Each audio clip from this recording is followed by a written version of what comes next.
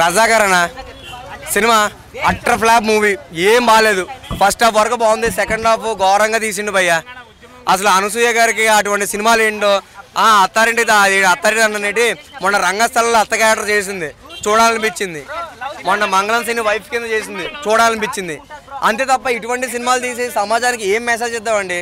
Bloody fucking సొసైటీలో ఇటువంటి సినిమాలు తీయొద్దు, ఇటువంటి సినిమాలు తీయొద్దు చెప్తాను. ఒక RRR సినిమా ఉంది థియేటర్లో చూడు, ఒక సలార్ సినిమా ఉంది థియేటర్లో చూడు. ఇటువంటి బ్లడీ బుల్షెట్ స్క్రాప్ మూవీ ఓటీటీలో మాత్రమే చూడు. అర్థమైంది కదా?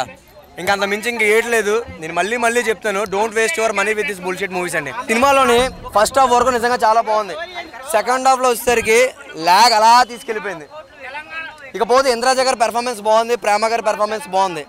సినిమాలో ఏంటంటే ఫైట్లు, ఇప్పుడు ఒక రామ్ చరణ్ ఫైట్ చేసాడు, ప్రభాస్ ఫైట్ చేసాడంటే చూడాలని పెద్ద భయ్య. అనసూయ ఫైట్ చేసి అంటే ఇది కొంచెం ఎలా ఉందంటే సొసైటీకి ఇప్పుడు ఒకటే చెప్తాను, ఈ రోజుల్లోని సినిమాలు ఎలా ఉన్నాయంటే ఒక పొలిటికల్ పార్టీలను కూడా ఇన్వాల్వ్ చేసి పొలిటికల్ పార్టీసే డబ్బులు నొక్కే రకాలు ఈ రోజుల్లో. ఎగ్జాక్ట్లీ బీజేపీ ఎందుకు వచ్చిందో అర్థం కావట్లేదు, పొలిటికల్ ఎందుకు వచ్చిందో అర్థం కావట్లేదు. అసలు ప్రతిదానికి సంబంధం లేకుండా సినిమాలు తీస్తున్నారండి. ఒక ₹1 కోటి పెట్టి సినిమా తీస్తారంటే 4 కోట్లు సినిమా నుంచి సంపాదిస్తారు, ఇంకొక 4 కోట్లు పొలిటికల్ పార్టీస్ నుంచి సంపాదిస్తున్నారండి.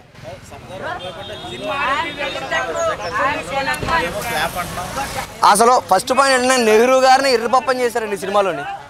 నిజంగా చెప్పాలనుకుంటే ఏదండి కథ లేని సినిమాకి ఏదో పెట్టి సినిమా పెట్టి స్టోరీ పెట్టి హైదరాబాద్లో ఎప్పుడో గత సంవత్సరాలని చెప్పి జనాలను ఎర్రిపప్పని చేస్తారండి సినిమాలు.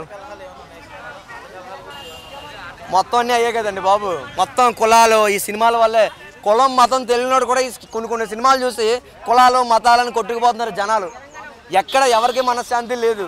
ఎప్పుడైతే కులం అనే ఒకది చచ్చిపోద్దో ఆ రోజే దేశం బాగుపడుతుంది భయ్య నన్ను అడిగితే. ఒకే ఒక ముక్కలో చెప్పాలంటే సినిమా ఏం చెప్పాను కదా, Razakar utter flop movie. Better to watch in OTT movies, లేదంటే నైట్ డౌన్లోడ్ చేసుకొని మూవీస్లో చూడండి అంతే.